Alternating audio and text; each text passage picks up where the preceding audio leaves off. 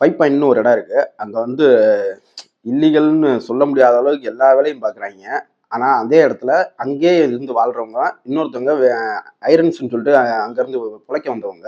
இவங்க 2 கும்பலுக்கு நடுவுல சண்டை வந்ததுல, நம்ம லியாம் நீசன் இருக்காப்புலல, அவர் வந்து டிகாப்ரியோட அப்பாவ அவர் கண்ணு முன்னாடியே கொன்றுறாப்புல. கொன்னுட்டு ஒரு அனாதை ஆசிரமத்துக்கு அவர் போயிறாப்புல.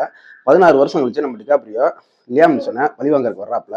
வந்து பார்த்தா, அவன் முன்ன இருந்த காட்டிலும் பல மடங்கு பெரிய ஆளா வளர்ந்திருக்கான். இவன எப்படி அவர் பழி தீர்த்தாரு அப்படின்ற சொல்றது தான் இந்த படத்தோட கதை.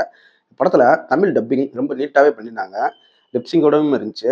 படத்துல நடிச்ச எல்லாருமே ஒரு நீட்டான பெர்ஃபார்மன்ஸ் குடுத்திருந்தாங்க. நம்ம டிகாப்ரியோவையும், லியாம் நீசனையும் ஃபாலோ பண்ணாலே அந்த படத்த நீங்க பார்த்து முடிச்சிடலாம். 1880 காலகட்டத்துல நடக்கிற மாரி தான் ஸ்டோரிய இது பண்ணியிருப்பாங்க.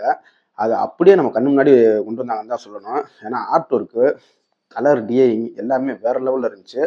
படத்துல நம்ம டிகாப்ரியோவுக்கும் ஹீரோயினுக்குள்ளான லவ் போர்ஷன்ஸ் இது எல்லாமே தரமா எடுத்து வச்சிருந்தாங்க. இந்த படத்துல அடல்ட் கன்டென்ட் நெறையாவே இருக்கு. நெறையான்னு சொல்ல முடியாது. கொஞ்சம் இருக்கு. ஆனாலும் நியூடிட்டி சீன்ஸும் இருக்கு படத்துல. அதனால இத ஃபேமிலியோட பார்க்க முடியாது. இந்த படத்துல இப்ப மைனஸே இல்லையான்னு கேட்டீங்கன்னா, ஒரு நல்ல நீட்டான ஒரு கிளாசிக் படம் தாங்க இந்த படம். 2 மணி நேரம் 50 நிமிஷமோ என்னமோ ஓடுதா படம். அதனால கொஞ்சம் பெரிய படமா தெரியும். மித்தபடி நம்ம டிகாப்ரியோவையும், லியாம் நீசனையும் ஃபாலோ பண்ணாலே இந்த படத்த பார்த்து முடிச்சிடலாம். உண்மையிலேயே ஒரு மஸ்ட் வாட்ச் படம் தான்.